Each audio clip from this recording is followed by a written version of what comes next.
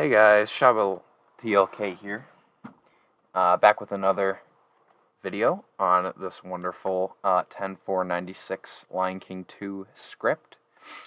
Um, and yeah, basically, we left off last time talking about getting into Upendiland. So we should be beginning this chapter with a song. Again, I am not going to try to sing this with my full force, or anything really, but I do have to kind of recite it so we can go over some of the things that are in this song that might have changed or be interesting to mention.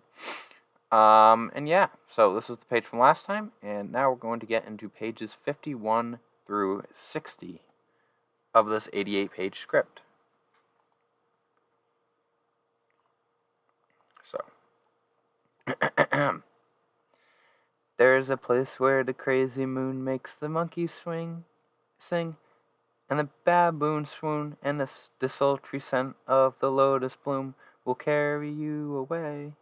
So then, while that's going on, slowly Aisha and Kovu are caught in the mood. He is adamantly trying to resist the temptation, but ultimately cannot fight his true destiny. The love bug bites hard. While the hippos swing from the jungle vine, and the rhinos rumble in a conga line, and all the pink flamingos are intertwined as the stars come out to play. In Upandi, where the passion fruit grows sweet, and it's so divine that you lose your mind as it sweeps you off your feet. In Upandi, without a worry or a care, it just takes two to make it true. Your heart will lead you there. The mood grows, interesting. Mood grows hotter, more romantic, and passions ignite. Aisha and Kovu begin to sing as Rafiki orchestrates Cosmic Love. Where is it? No place you don't take with you. You better watch your step, 'cause the path is steep. Better hold your breath, 'cause the water's deep. It's a long way down over lovers' sleep, but falling's half the fun. In Upandi, where the passion fruit goes sweet, and it's so divine that you lose your mind as it sweeps you off your feet. In Upandi, without a worry or a care, it just takes two to make it true. Your heart will lead you there.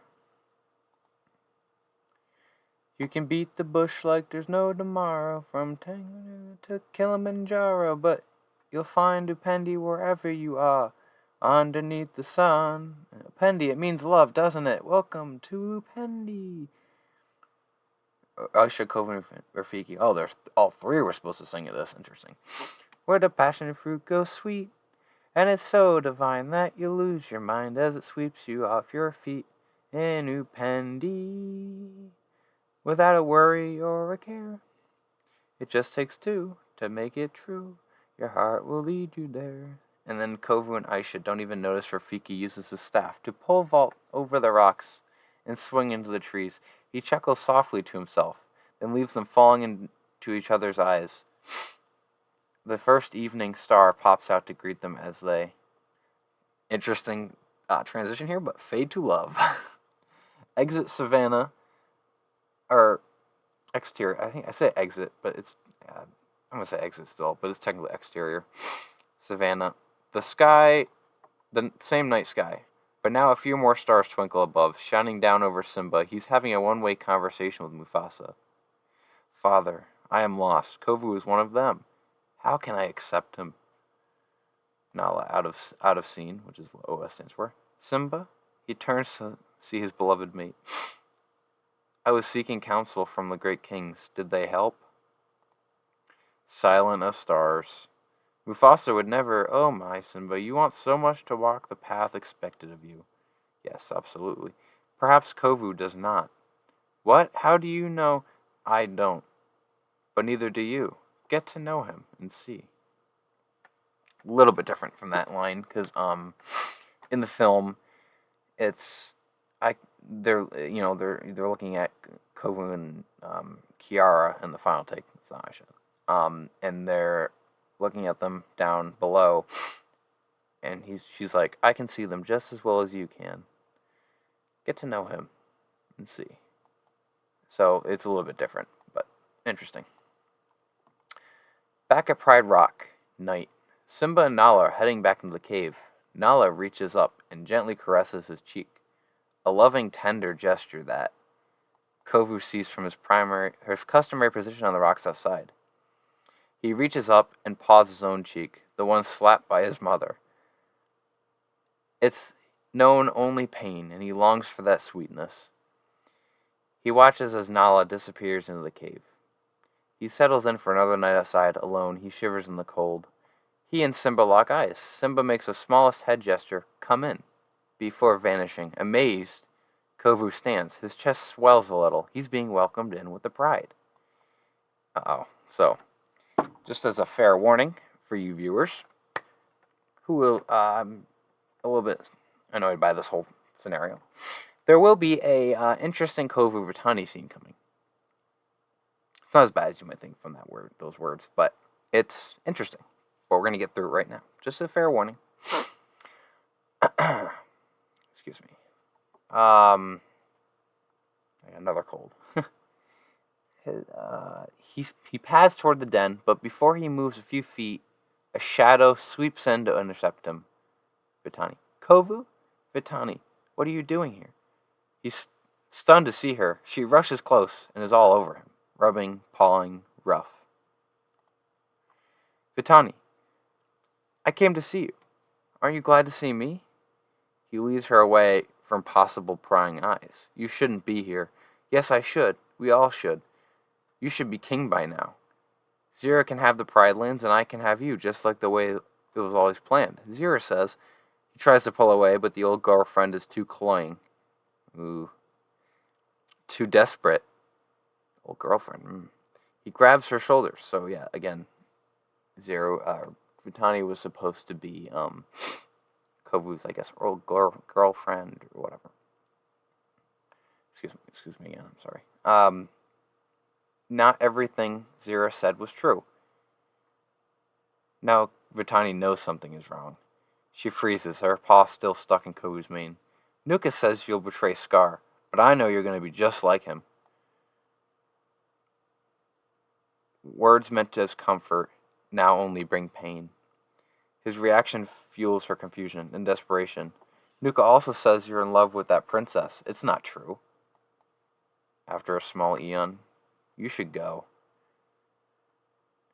Fire flames in Vitani's eyes. She knows she's just been rejected. She recoils, her sharp claws raking deep cuts across Kovu's cheek. Pain stabs him as her eyes turn fool red.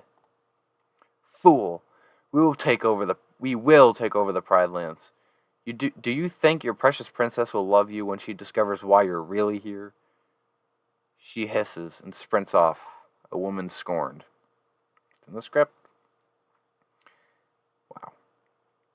He moves after her, but she's fast and strong. She makes it to the far ridge, then stops and looks back over her shoulder. Simba appears at the mouth of the den. Everything all right? Vitani sees Simba alone, vulnerable. She knows this is Kovu's chance, the one he was sent for. Her eyes shift from Kovu to Simba, muttering under her breath, "Kill him. What are you waiting for, Kovu? Kill him." But Kovu doesn't move.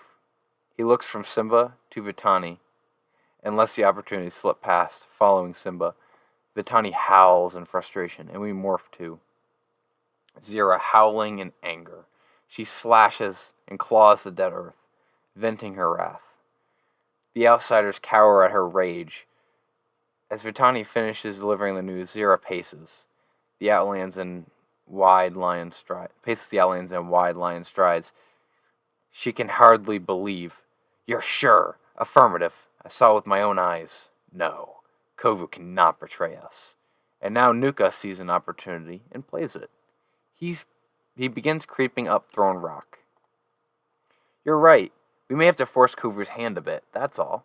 When the time comes, he'll show his true colors. I have a plan. By now, he's moved back to the spot at Zira's right hand, second in command, and Zira is actually listening to him. So, does Nuka come up with this plan that's going to be coming? That's a good question. And you know what? There's a high possibility that's what they're alluding to in this. Very likely, actually. The Pride Lands, morning. Timon and Pumbaa are gathering a bunch of dry twigs. The meerkat wears a little rain hat made from a palm frond, and he keeps glancing nervously at the sky. Hey, Timon, why are we doing this? Be prepared. That's our motto. Funny callback there. I thought our motto was Hakuna Matata.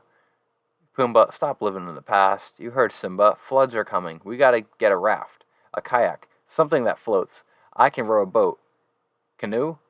He cracks up at the pun. Oh, I can row a boat. Can you? He cracks up at the pun. Pumbaa doesn't. Can I row? I can. Keep looking, Kay. They do. We pull back and move inside the cave, where Aisha is just about to leave. Aisha. Simba. Aisha? It's the first time he's called her that to her face. Ah, interesting. It stops her. There's an awkward beat as they shift into an unfamiliar ground, each testing a bridge that's been growing between them. Your mother thought, well, I wanted to ask your opinion about the outside. Kovu, catching her shocked expression. What? Aisha, touched. It's just, catching her shocked expression. What? Aisha, touched. It's just, you never asked me before. Well, then it's time I did. If I'm not keeping you from your training. She looks at him. Is he finally saying he's willing to accept her independence? The irony is, there's no rush, is there? Just then, Kovu comes charging in. He's so intent on Aisha, he doesn't see Simba in the shadows. Kovu knows it's time to come cleaning. Aisha, I need to talk to you. Concerned at the intensity. What's wrong? You're trembling. There's something you must know about me, just as he is about to admit his darkest secret. Aisha, I don't want you talking with him. Kovu turns. Eyes grow wide as Simba steps into the light. A tense moment. Then Simba breaks into a wide fatherly smile. I want to talk with him. Simba gestures for Kovu to walk with him. Oh no, this could only... Wonder how this is going to end. Aisha starts to join them, but one look from Simba stops her. Time for Daddy to have a heart-to-heart with his daughter's suitor. Uh-oh. The ash-laden savannah. Day. Simba and Kovu walk the desolate aftermath of the fire that nearly killed Aisha. The charcoal painting of black on black, dead trees stand like ebony skeletons, clawing the sky. Simba has just finished a story, and the news hits Kovu hard. I never heard the story of Scar that way. Deep inside, he knows the truth. He truly was a killer. Simba looks at the ash land around him, thinking out long and hard. Fire is a killer. Sometimes what it leaves behind is as poisonous and as deadly as the flames themselves. As they walk, Kovu studies the tiny puffs of smoke that billow with every step. He nearly chokes on the poisonous cloud. And fire can't change what it is. It will always destroy. No, sometimes what's left behind can grow better than the generation before, if given the chance. Before Kovu can respond, black smoke rolls in like an unexpected fog. They hear footsteps. Hidden in the ash fog, something is coming from every direction, now a low menacing growl, then another joins, another. Soon it's a Greek chorus of terrifying echoes, both Simba and Kovu tense, looking around, trying to lock on the sounds. Zira materializes through the settling ash. The angel of death has come a-calling to this. Wow, what a line. What a line. Okay. Wasteland. Simba's eyes go wide as he intensely recognizes the setup. He wheels, looking for an escape, but the outsiders are surrounding him. With no escape, he screws up his courage and turns to face the exiled queen. Why, Simba, what are you doing out here, and so alone? A few of the outsiders giggle. Well done, Kovu, just like we always planned. What? The words hit Simba. I can't read this. Give me a break. It's late. Okay. The words hit Simba like a knife in the back. He spins on the traitor. You! Kovu races forward, trying to explain. No, wait, I didn't mean... Too late, because... Attack! And hell breaks loose. The outsiders rush Simba, piling on top of him. Nuka is the first to land a blow. Snarls of pain, Simba is outnumbered, in the flailing tangle of teeth and claws, and Kovu screams, No! He tries to help, dragging an outsider off the writhing mob. He grabs another, spins the lion, raising a claw to attack, and comes face to face with Vitani. Kovu's paw freezes, poised to strike. Staring into her eyes, his heart feels something more than rage. Pity? A fleeting connection?